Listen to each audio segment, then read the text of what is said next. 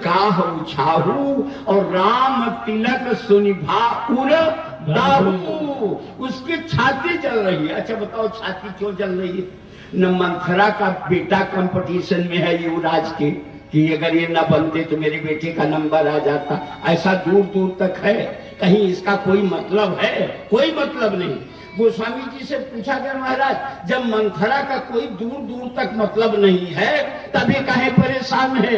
तो गोस्वामी जी ने कहा दुष्टों का यही लक्षण है, जे बिनुकाज दाहिने ये दुष्ट लोग दाएं बाएं लगे रहते हैं, चाहे कोई मतलब हो और चाहे नहीं मतलब हो। झूठे ही लेना, झूठे ही देना, झूठे ही भोजन, झूठ चलेना, ये दुष्टों का लक्षण। मंथरा से दूर दूर तक कोई मतलब नहीं है।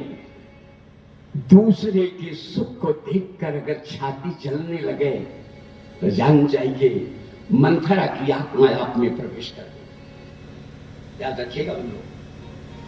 दूसरे का सुख देखकर अगर अपनी छाती जलने लगे तो जान जाइएगा मंथरा की आत्मा आ गई है।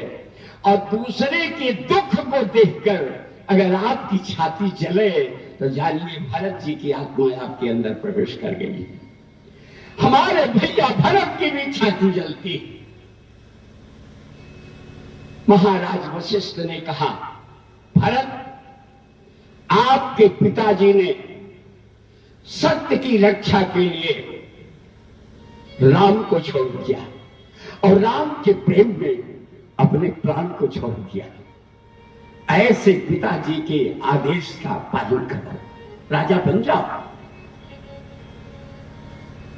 पिताजी की इच्छा है और पिताजी की ही इच्छा नहीं है, हम भी चाहते हैं, पूरी प्रजा चाहती है, सारे कैबिनेट मंत्री चाहते हैं, आपकी तीनों माताएं चाहती हैं तुम राजा बन जाओ। भरत ने कहा गुरुदेव मैं रोगी हूं और रोगी को राजा नहीं बनाया जा सकता। रोगी इसीलिए पांडु राजा नहीं बने हैं। जानते हैं आप लोग कथा जानते होंगे, धृतराष्ट्र को राजा बनाया। मैं रोगी हूं। गुरुदेव ने कहा आपको कौन सा रोग लगा है? उन्होंने कहा गुरु जी मत कहिए। राम लखन सिय बिनु पाग पनहि। राम लखन सिय बिनु पाग पनहि। करे मोदि देश भिरहि बन बनहि। करे मोदि देश भिरहि बन बनहि। करे मोदि देश भिरहि क्या दिक्कत है आपको? आपके शरीर में क्या हो रहा है? वो लोग बिना पनही के चल रहे हैं तो आपको क्या दिक्कत हो रही है? भरत जी कह रहे हैं यही दुख दाह दहई दीन छाती। यही दुख दाह दहई दीन छाती। भूख नवासर नीदन राती। भूख नवासर नीदन राती।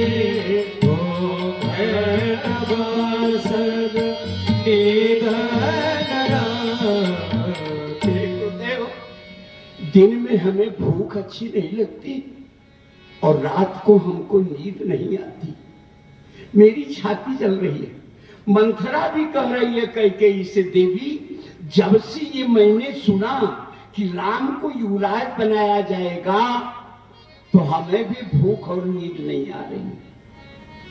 याद रखिएगा दूसरे का सुख देखकर इसकी भूख खत्म हो गई है, नींद खत्म हो गई है और भरत जी को दूसरे का दुख देख करके नींद नहीं आती है, भूख नहीं आती।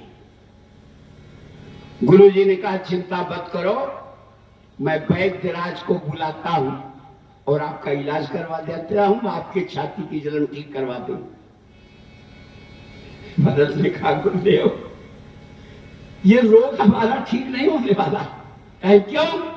भरत जी बोल रहे हैं, यही कुरोग के अवसाधि नहीं, यही कुरोग के अवसाधि नहीं, सो जब सकल विश्वमान माही, सो जब सकल विश्वमान माहे, सो जब सकल विश्वमान माहे।